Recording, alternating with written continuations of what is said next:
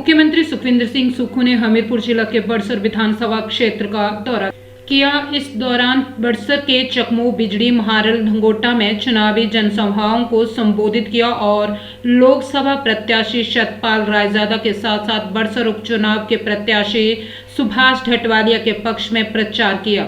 इस अवसर पर कार्यक्रमों के दौरान कैबिनेट मंत्री राजेश धर्माणी, पूर्व विधायक मंजीत डोगरा, युवा नेता रूबल ठाकुर भी मौजूद रहे। बड़सर से प्रत्याशी सुभाष ढटवालिया ने कहा कि बड़सर में उपचुनाव होने का कारण बिके हुए विधायक हैं, जिसके चलते जनता को दोबारा से चुनावों का बोझ पड़ रहा है। उन्होंने कहा कि पूर्व विधायक ने मुख्यमंत्री के साथ साथ जनता के साथ भी धोखा किया है और पार्टी से भी गद्दारी की है। उन्होंने जनता से अपील की है कि बिके हुए विधायकों को सबक सिखाने के लिए कांग्रेस के पक्ष में मतदान करें।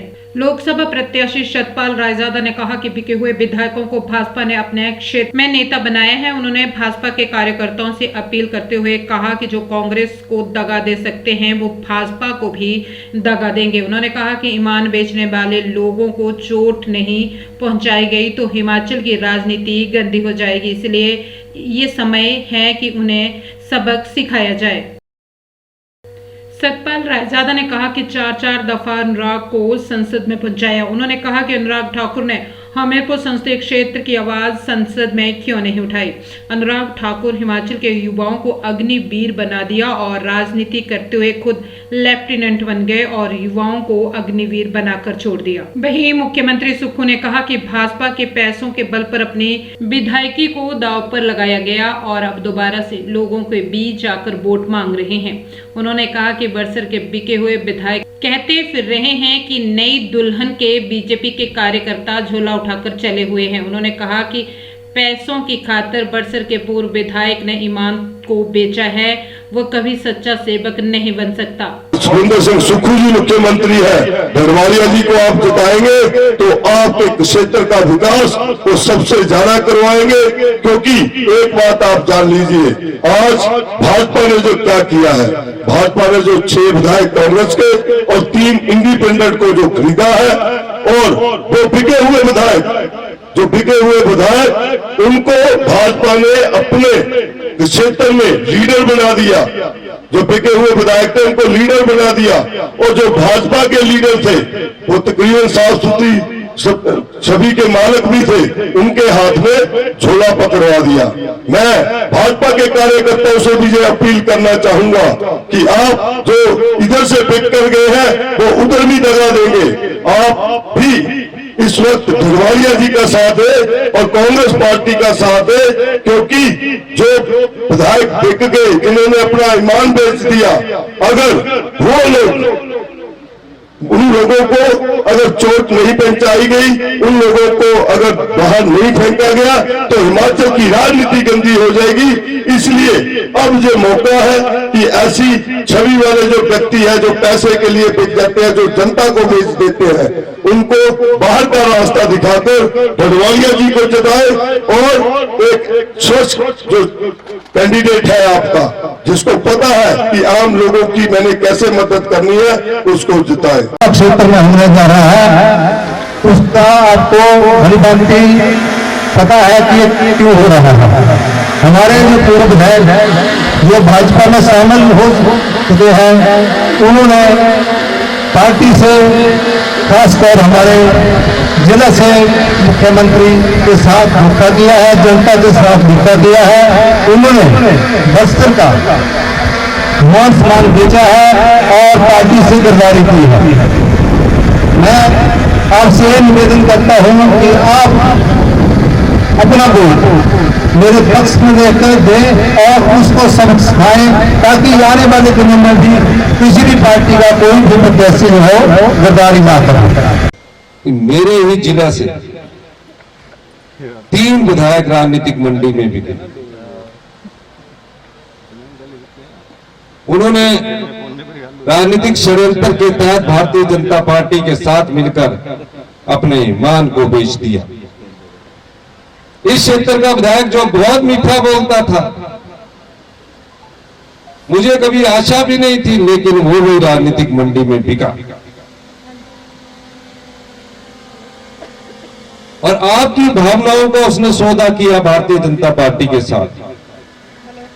क्या जरूरत पड़ी थी 14 महीने बाद दोबारा चुनाव करवाने की, जबकि सब काम हम आपके कर रहे थे। उन्हें जरूरत नहीं थी, उन्हें जिस चीज की जरूरत थी उसकी पूर्ति सिर्फ भारतीय जनता पार्टी ने कर दी, और उन्होंने अपनी विधायकी को दांव पर लगाकर आज वो आपके बीच में आ रहे हैं। आपके बीच में आने के बाद आज आपसे फिर वोट मांग रहे हैं,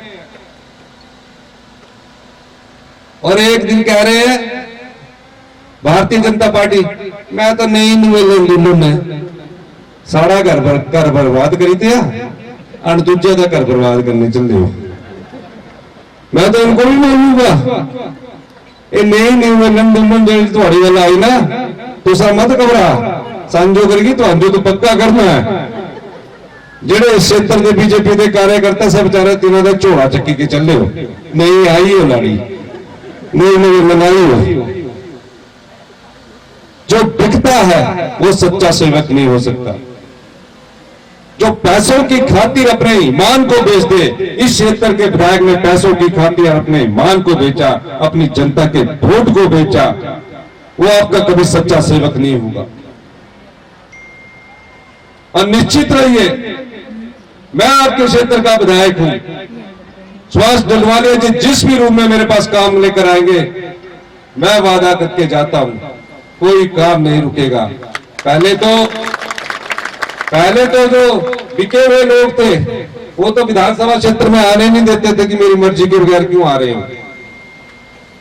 मैं आपके बस स्टैंड को बना रहा हूं, मैंने उसके लिए बजट का एलोकेशन कर रखा है। 14 करोड़ रुपया मैंने मिनी सचिवालय के लिए दिया है। हॉस्पिटल का अपग्रेडेशन कर दिया गया है। इस क्षेत्र में एक लेबर वेलफेयर बोर्ड का दफ्तर था, उसको बंद किया इन्होंने। मैं वो भी कहता हूं कि लेबर वेलफेयर बोर्ड का ऑफिस जिसने भी खोला था वो आप लोगों के लिए खोला था, आपकी भावनाओं के लिए खोला था, उसको दोबारा शुरू कर दिया जाएगा। 1 महीने से हमारी कुर्सी के पीछे पड़े रहे। मैं धन्यवाद करना चाहता हूं ऐसे विधायकों का जो इतना अधिक पैसा देने के बाद भी अपने ईमान को नहीं बेचा, सरकार के साथ खड़े रहे। ये ईमानदारी होती है। और जो बिकता है वो 1 महीने तक कभी पंचकुला कभी हरिद्वार चली गया अपने पाप धोने वास्ते। गंगा मैया ने बोला तुझे तो पापी है, तुझा नांगे तो मैं ही मैली हो जाना। ऋषिकेश चले गए, अनदिखा था रुआ जो इनके अटैची है ना, अटैची इनके जो अटैची, एक छोटा अटैची में जो पता लगा अंदर आया है, बाकी अटैची तो इनके पूरे बॉर्डर सील की हुई है। ये उसकी याद में तड़पते रहेंगे, ये सोचते रहेंगे कि वो अटैची आएगा तो कोई और ना लूट ले जाए। जहां इन्होंने हरियाणा सरकार के वहां अटैची लिए है, वो अंदर आने में भी दिक्कत आएगी, रात को नींद नहीं आएगी। एक ईमानदार सरकार को इन्होंने गिराने की कोशिश की थी। ये जो चुनाव 1 जून को होने जा रहे हैं, कोई छोटा मोटा चुनाव नहीं है। ये देश की दिशा और दशा को तय करने वाला चुनाव है।